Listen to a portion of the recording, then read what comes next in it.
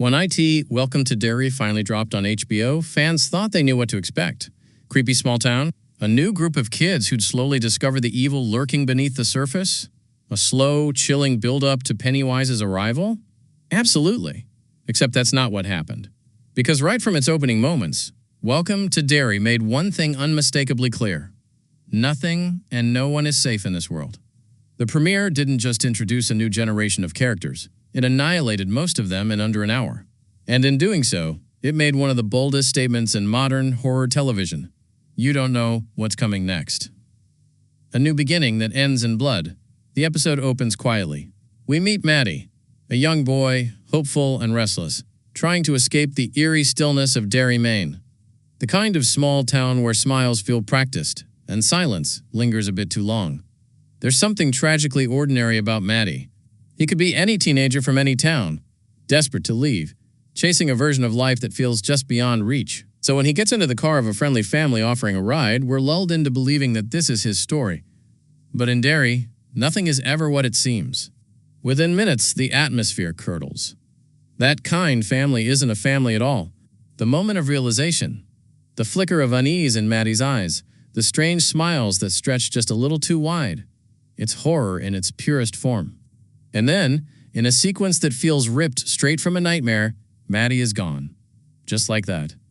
No build-up, no grand send-off, no heroic fight.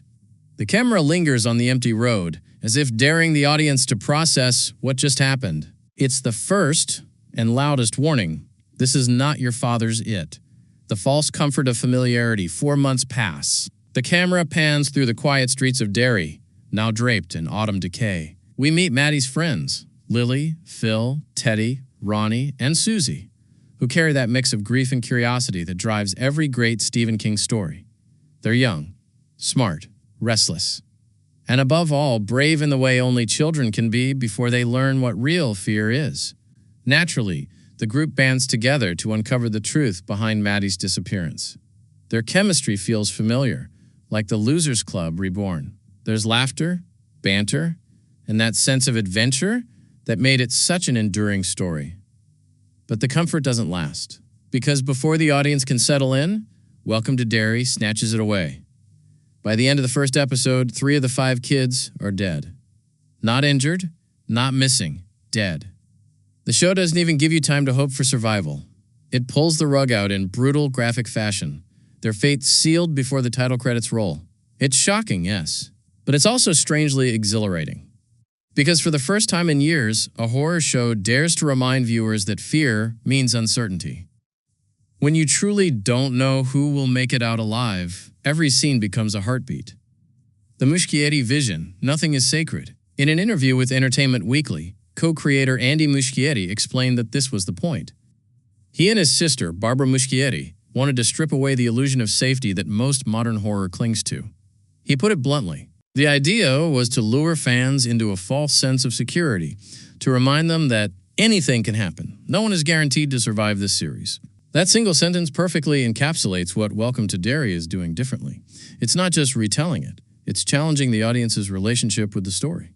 In the 2017 and 2019 It films, we watched kids face monsters, yes, but we also felt protected by narrative tradition. We expected heroes to emerge, survivors to triumph. But in this world, Muschietti reminds us, even the heroes can vanish.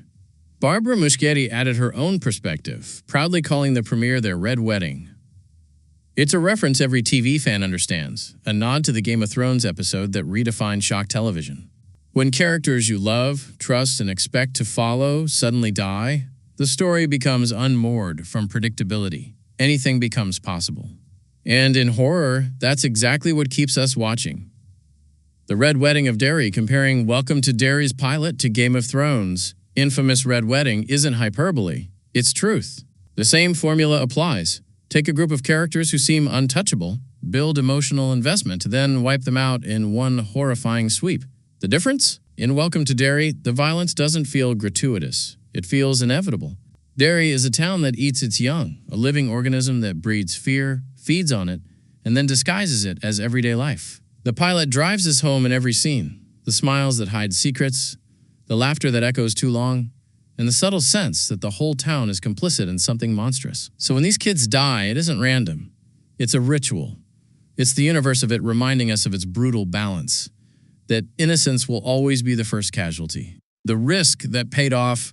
Behind the scenes, the Muschietis were initially worried about pushing too far. They revealed they genuinely feared HBO might pull the plug after reading the pilot script, killing off most of the main cast, especially ones who featured prominently in the show's marketing, was practically unheard of in modern television. But surprisingly, the studio didn't flinch.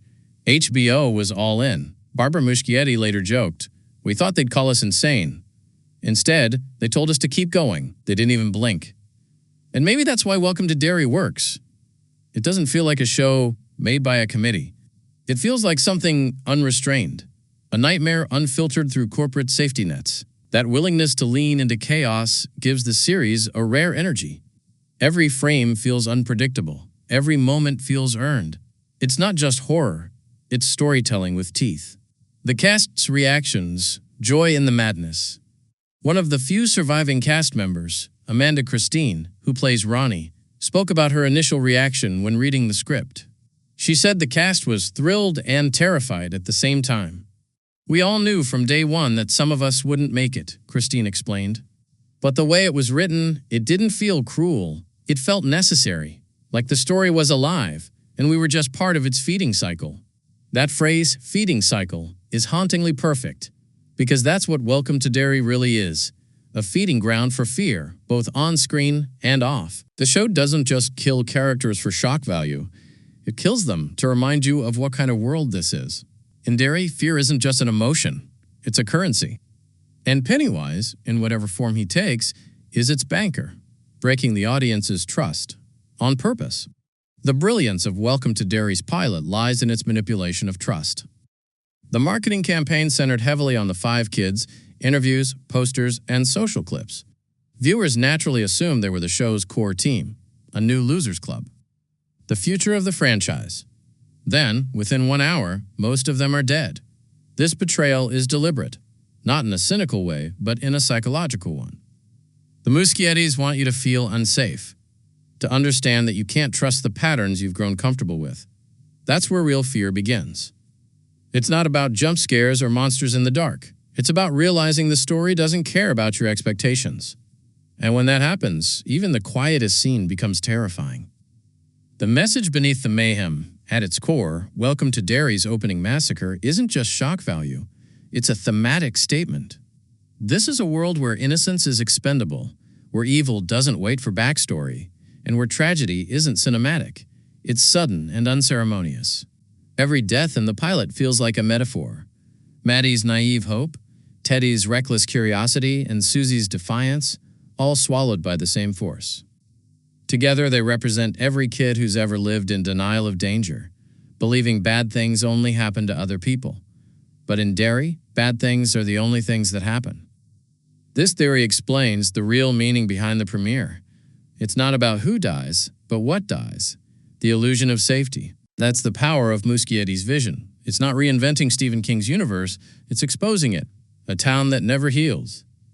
If there's one thing King's mythology has always done beautifully, it's painting Derry not as a location, but as a wound. Every 27 years, it bleeds. It festers. And in between, it pretends to heal. By killing off its main characters in the very first episode, Welcome to Derry tells us that this wound is deeper than ever. That evil doesn't just return, it evolves. It learns from its victims. Even the title, Welcome to Derry, feels like a dare, as if the town itself is whispering, "Come closer.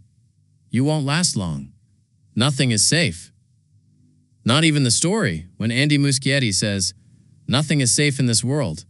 He doesn't just mean the characters.